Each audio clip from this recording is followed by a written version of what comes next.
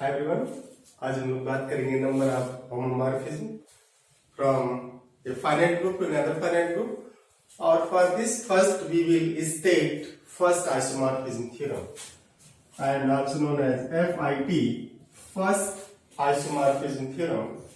And for here let phi from G to G prime be a group homomorphism, then G by kernel phi is isomorphic to phi of G. G by kernel phi is isomorphic to phi of G. When kernel phi consists of identity element only, when kernel phi is identity only, this implies phi is 1 1. तो homomorphism count करते समय अगर हम लोग ऐसी case लेते हैं कि कर्नल फाई में आइडेंटिटी को भेजते हैं और उसके करिस्पॉन्डिंग अगर होमोमॉर्फिज्म मिल रहा है तो जितने भी होमोमॉर्फिज्म होंगे वो सब के सब 1 1 हो जाएंगे। तो अगर ऐसा होता है कि kernel phi is equal to identity के करिस्पॉन्डिंग होमोमॉर्फिज्म मिल रहा है तो ऐसे सभी होमोमॉर्फिज्म को हम लोग 1 1 होमोमॉर्फिज्म कहेंगे। दूसरी केस की phi G is isomorphic to G prime. If phi G is isomorphic to G prime, this implies phi is onto. Phi is onto. It means what? Phi G is isomorphic to G prime. Phi is onto. Phi G is what? That is G by K phi is isomorphic to G prime. Then phi is onto. Then phi is onto. This is the case. तो किसी भी group से किसी group पे या same group पे number of homomorphism find out करने के लिए हम लोग इसे यूज करेंगे G by kernel phi is isomorphic to phi of G, first isomorphism theorem की। अगर होमोमॉर्फिज्म है किसी ग्रुप से किसी ग्रुप पे phi अगर होमोमॉर्फिज्म है तो G upon k phi is isomorphic to phi of G, इस कंसेप्ट को यूज करेंगे। और दूसरा जो है जो मैकेनिज्म यूज होगा उसमें ये होगा कि जैसे हम लोग ये ग्रुप लिए G और इसके इस G के सभी नॉर्मल सबग्रुप चाहिए, नॉर्मल सबग्रुप। तो फॉर एग्जांपल से this J has K1, K2, K3, this is identity and G itself. मान लेते हैं कि इसके पास ये सारे नॉर्मल सबग्रुप हैं और G प्राइम की जो सब ग्रुप है इसके सब के सब ग्रुप लिए जाएंगे। E प्राइम आइडेंटिटी है, H1, H2, H3, H4 and dot dot. मान लेते हैं ये इसके पास है और G प्राइम, ये सभी सब ग्रुप, ऑल सब ग्रुप्स, नॉट नेसेसरली नॉर्मल। तो G प्राइम के जो सबग्रुप लिए जाएंगे उनका नॉर्मल होना जरूरी नहीं है, लेकिन G के जो सबग्रुप लिए जाएंगे उनका नॉर्मल होना जरूरी है क्योंकि kernel phi is normal in G, वो नॉर्मल होता है, इसे यूज किया जाएगा। अब जो है इस पहली केस की बात करते हैं हम लोग कि G by E means kernel phi में सीधे आइडेंटिटी कोई भेजा जाए।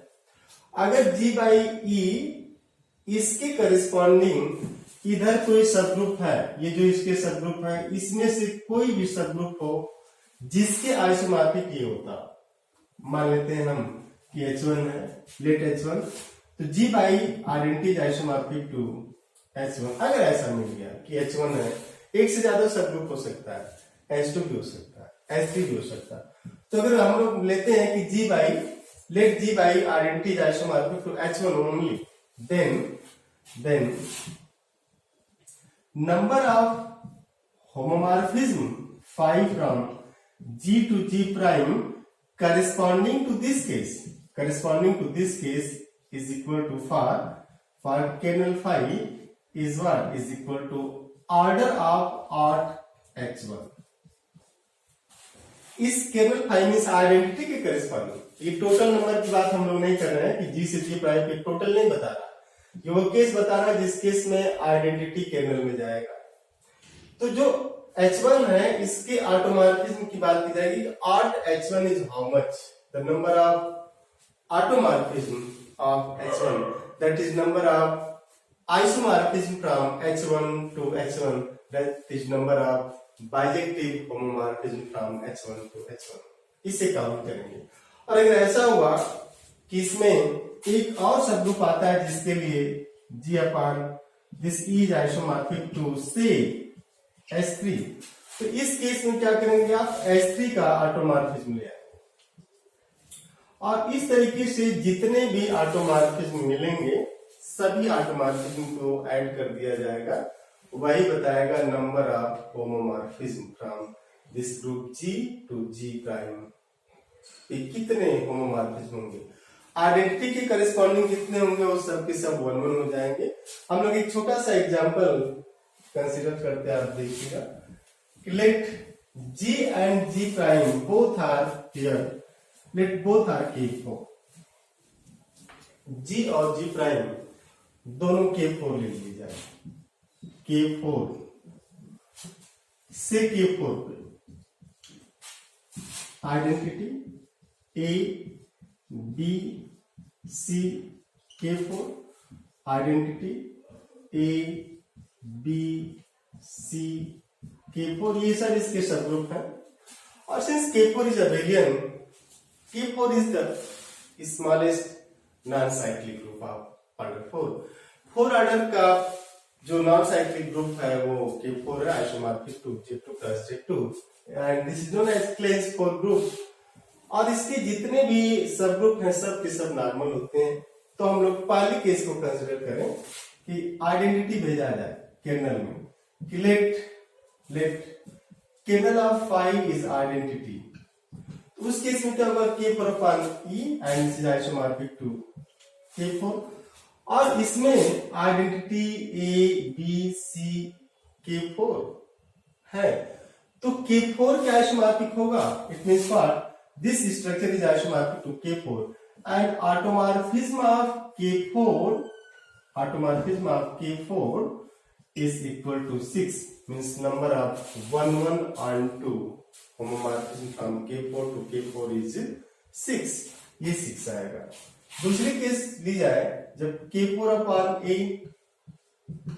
A subgroup generated by A, it has 2 element here and this is isomorphic to Z2, और इसमें 2 ऑर्डर की 3 सब ग्रुप है, तो यहां से 3 केस आएंगी।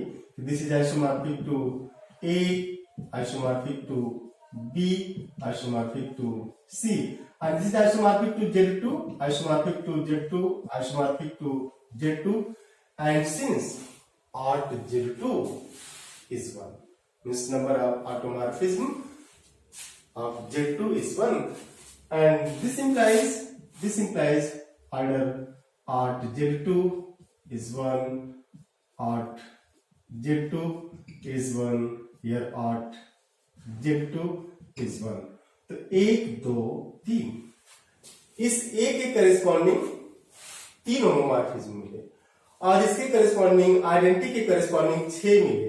मींस आइडेंटिटी जब आपने कर्नल में आइडेंटिटी को केवल भेज दिया था उस केस में 6 होमोमॉर्फिज्म थे। मींस K4 से K4 पे जो 1 1 होमोमॉर्फिज्म होंगे उनकी संख्या 6 होगी। Corresponding to E, number of homomorphism from K4 to K4 corresponding to this identity. Corresponding to identity means we are sending identity with kernel of group homomorphism. There are 6 1 1 homomorphism from K4 to K4. But in second case K4 by A is isomorphic to Z2. ये Z2 क्या isomorphic है, तो Z2 क्या isomorphic है, तो इधर 2 order के जितने भी सब ग्रुप हो लिए जाएंगे 3 हुए। K4 upon this B is isomorphic to Z2, यहां से भी 3 केस आएगी, isomorphic to A, यहां से 8 Z2 आएगा and this is 1, isomorphic to B, यहां से 8 Z2 आएगा, ये भी 1 होगा, यहां से isomorphic to C 8 Z2 आएगा एंड इसकी संख्या भी 1 होगी। तो corresponding to B 3 homomorphism, A 3 homomorphism, similarly corresponding to C K4 upon C is isomorphic to Z2 और यहां से भी 3 केस आएगी 1 1 1, तो 3 होमोमॉर्फिज्म यहां से मिलेंगे, isomorphic to A, isomorphic to B, isomorphic to C, and since A is isomorphic to Z2 और Z2 इज 1 1 1 1, 3 यहां से मिलेगा। तो 3 होमोमॉर्फिज्म इसमें मिल गए, इसके लिए 6 होमोमॉर्फिज्म मिल गए। और चौथी केस जो हम लोग लेंगे identity upon identity, sorry K4 upon K4, K4 upon K4, this is isomorphic to E and here we have E, तो दिस इज 1, यहां से 1 मिल जाएगा। तो टोटल होमोमॉर्फिज्म जो होंगे 6 3 3 3 and 1, so these are 16 group homomorphism from K4 to K4। K4 से K4 पे total 16 group homomorphism मिलेंगे, बट जो 1 1 होगा उसकी संख्या 6 है। एंड हम लोग जब होमोमॉर्फिज्म आइसोमॉर्फिज्म थ्योरम की बात कर रहे थे तो हम लोगों ने ऐसी बात की कि G upon K phi is isomorphic to G prime, then phi is onto also G prime, not phi G। या थ्योरम तो ये है कि G upon K phi is isomorphic to phi of G, and when phi of G is isomorphic to G prime, then phi is onto। In this case, when we take identity with kernel, we have this K4 upon E is isomorphic to K4. It means what? Corresponding to this identity, when identity goes with kernel of homomorphism, we have 1 1 1 1 and onto map both. So 1 1 and onto both means what? We have 6 1 1 and onto homomorphism from K4 to K4. So number of 1 1 and onto homomorphism from K4 to K4 is nothing but is automorphism, means art K4। This is why art K4 का जो order होगा कितना होता है, वो 6 होता है। आप वो बायोमेट्रिक मैप काउंट कर लेते हैं वहां से। So there are 16 homomorphism from K4 to K4। Now we will count number of homomorphism from K4 to S3। Number of homomorphism from K4 to S3। This is K4। K4 के सभी normal subgroup लिए जाएंगे। K4 के पास जितने भी subgroup हैं सब के सब नॉर्मल है, क्योंकि K4 अबेलियन है। Every subgroup of abelian group is normal. तो इसके जो subgroup identity A B C K4, और इसके जो सबग्रुप है bye identity by 1 2 isomorphic to Z2, by 1 3 isomorphic to Z3, sorry Z2, and by 2 3 isomorphic to Z2, by 1 2 3, and this is A3 isomorphic to Z3 and S3 itself। ये इसके सभी शब्द। पहले case हम लोग कंसीडर करेंगे K4 upon identity. आप देखिएगा Case 1, let kernel phi is identity, then K4 upon identity is isomorphic to K4। K4 upon identity is isomorphic to K4, but S3 has no subgroup of order 4। K4 upon identity is isomorphic to K4, but S3 has no subgroup of order 4। इसके पास 1 order का है, 2 का है, 2 का है, 2 का है, 3 का है, S6 खुद ही हो जाएगा। तो K4 upon identity is isomorphic to K4, but S3 has no subgroup of order 4। This implies what? There exists no 1 1 group homomorphism from K4 to S3। अब अगर इसकी करस्पॉन्डिंग कोई होमोमॉर्फिज्म है ही नहीं तो हम इस बात की गारंटी कर सकते हैं कि इसके पास तो फिर कोई 1 1 ही नहीं है, क्योंकि आइडेंटिटी के केस में 1 1 होगा, तो देयर इज नो 1 1 होमोमॉर्फिज्म। अब हम लोग दूसरे केस की बात करते हैं। Case number 2, let kernel of phi is A, this is A। K4 upon A is isomorphic to Z2, और इसमें 3 सब ग्रुप है by 1 2 1 3 2 3. There are 3 subgroup by 1 2 1 3 2 3 which are isomorphic to Z2. यहाँ से 3 केस निकल के आए थे.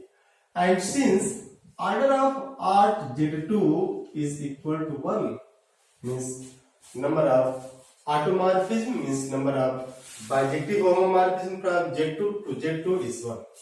RDT से आएगा वो. And तो number of जो होमोमॉर्फिज्म होगा 1 1 1 तीनों केस में. K4 upon B again isomorphic to Z2. अब यहाँ से Z2 का आइसोमॉर्फिक होगा तो यहाँ से फिर Z2 Z2 Z2 यहाँ से फिर 3 केस आएगी. This is isomorphic to 1 2, isomorphic to Z2, isomorphic to 1 3 and this is isomorphic to Z2, isomorphic to 2 3, this is isomorphic to Z2. इस Z2 से एक आएगा, इससे एक आएगा, इससे एक आएगा.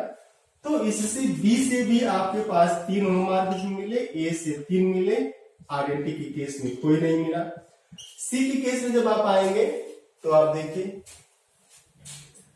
Late kernel phi goes C subgroup C goes with kernel phi. Kernel phi is C means K4 upon this C and is isomorphic to Z2. Again 1 2 1 3 2 3 1 1 1 3 homomorphism. Again we have 3 homomorphism. Yeah.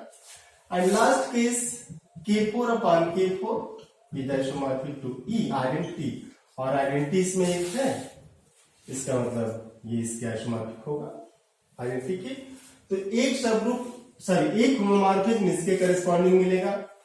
3 इस case में मिलेगा, 3 इसमें 3 इसमें 1 इसमें 3 3 3 9 and this 10. तो total number of homomorphism from K4 to S3 to S3 is 10 but none is 1 1. कोई 1 1 नहीं है. And there is no case of R2 since S3 has more element than K4. K4 में 4 element है, S3 में 6 element है. तो R2 होने की तो कोई पॉसिबिलिटीज ही नहीं है. अब हम लोग इसमें एक दूसरा एग्जांपल ले सकते हैं. आप देखिएगा इसको किस तरीके से काउंट किया जाता है इसको.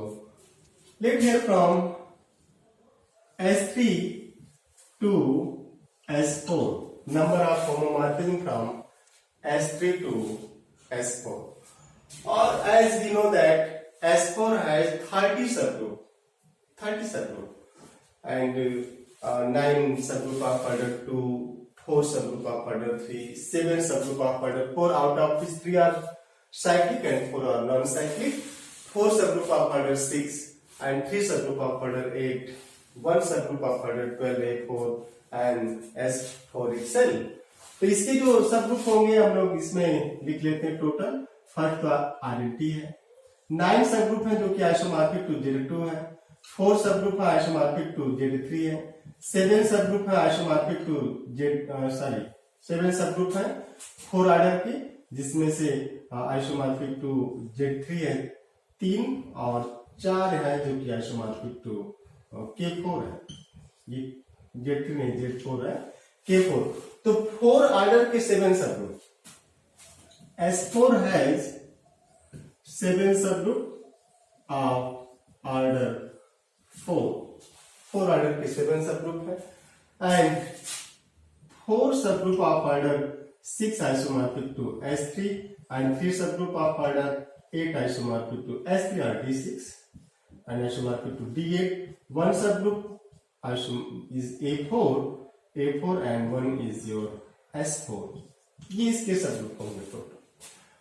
तो 1 1 9 10 4 14 7 21 21 4 25 25 3 28 29 30. So these are 30 subgroup of this S4. 1 identity, 9 of sub order 2, 4 of order 3, 7 of order 4, out of which 3 are isomorphic to Z4 and 4 are isomorphic to K4. And 4 subgroup of order 6 which are isomorphic to S3 are D6 and 3 subgroup of order 8 which are isomorphic to D8 and 1 is A4, 1 is S4. Now in the case of S3 we have to find all. जब भी हम हमारे इसमें G से G prime पे लेते हैं तो G प्राइम के तो टोटल सबग्रुप चाहिए, बट जो G है उसका हमें केवल नॉर्मल सबग्रुप चाहिए। तो here S3 has subgroup of order 1 identity, of order 2 by 1 2, of order 3 generated by 1 3, of order 2 generated by means S3 has 3 subgroup of order 2 by 1 2 1 3 and 2 3। तो S3 के पास 3 subgroup हैं जो कि 2 ऑर्डर के हैं, एक सबग्रुप है जो कि 3 ऑर्डर का आइसोमॉर्फिक टू Z3 होता है S3 itself। तो इसके लिए जो नॉर्मल सबग्रुप होगा एक तो आइडेंटिटी होगा और एक A3 होगा और एक S3 itself होगा। जो 2 ऑर्डर के इसके सबग्रुप हैं, S3 के जो 3 सबग्रुप हैं 2 ऑर्डर के, वो इसमें नॉर्मल नहीं होते। तो हम लोग के पास केवल 3 केस है। पहले केस लेते हैं कि S3/E मींस कर्नल में आइडेंटिटी को भेज दिया जाए। Case 1 kernel phi is identity, तो S3/E is isomorphic to S3 और यहां से हम देख पा रहे हैं कि इसके पास 4 सबग्रुप हैं 6 ऑर्डर के। यहां से 4 केस बनेंगे 1 2 3 4 एंड हियर 8 S3